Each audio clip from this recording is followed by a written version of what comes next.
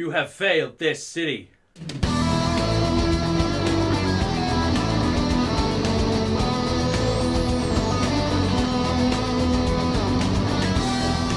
Arrow Season 1 and 2. So Arrow is a series I recently got into, and I have to say it's very similar to Batman, so if you're into superheroes, I think you will like this series a lot. Basically you have this billionaire dude called Oliver Queen.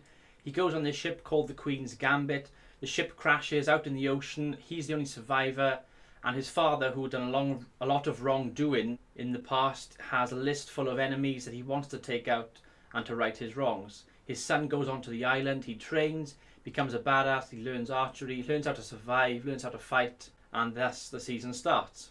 He has a cave called the Arrow Cave, which is underneath his nightclub. The club acts as a front to kind of hide his nighttime activities as the Green Arrow. He even has a sort of sidekick called John Diggle. John Diggle is a man who was once in the military. Now he acts as a kind of chauffeur slash driver for Oliver in the daytime, but at nighttime he's like a sidekick. He fights crime with him, he investigates, and he's got a personal grudge against this other guy which is from his past, which Oliver also helps him out with, and vice versa. They basically help each other out and kick ass. The guy that plays Oliver is fantastic. He's able to play the highest highs and play this billionaire kind of playboy, but also bring it down a notch as a crippled, lonely kind of individual as the Green Arrow.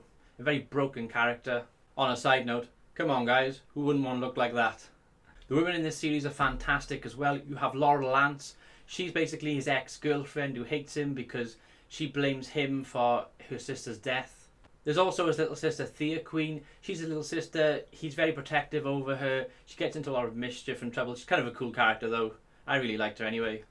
And finally there's Moira Queen. She's the head of the household and she's like the head of the family business as well, like a chief executive or manager kind of thing. You can tell she's definitely keeping secrets from her children and the viewers. I should also go into a bit more detail of the island that Oliver was on. It acts as a flashback sequence similar to what we saw in the series Lost, except rather than focusing on a big cast of characters like it did in Lost, it focuses just on Oliver and it shows how he trained, how he met people, and some of the storylines we see from the island do actually tailor into some of the things we see in the modern day period, which is 5 years later. Time for conclusion and a drum roll please. Overall, I give Arrow Season 1 and 2 my coveted badass rating.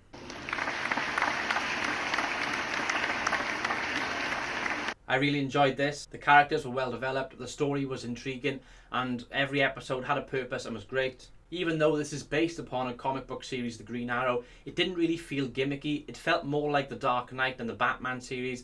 It felt dark, it felt gritty, and it was very, very interesting indeed. Have you guys seen Arrow? What do you think of it? Let me know in the comments below. I've been Dragonheart, reviewing Arrow Season 1 and 2. Until next time, goodbye.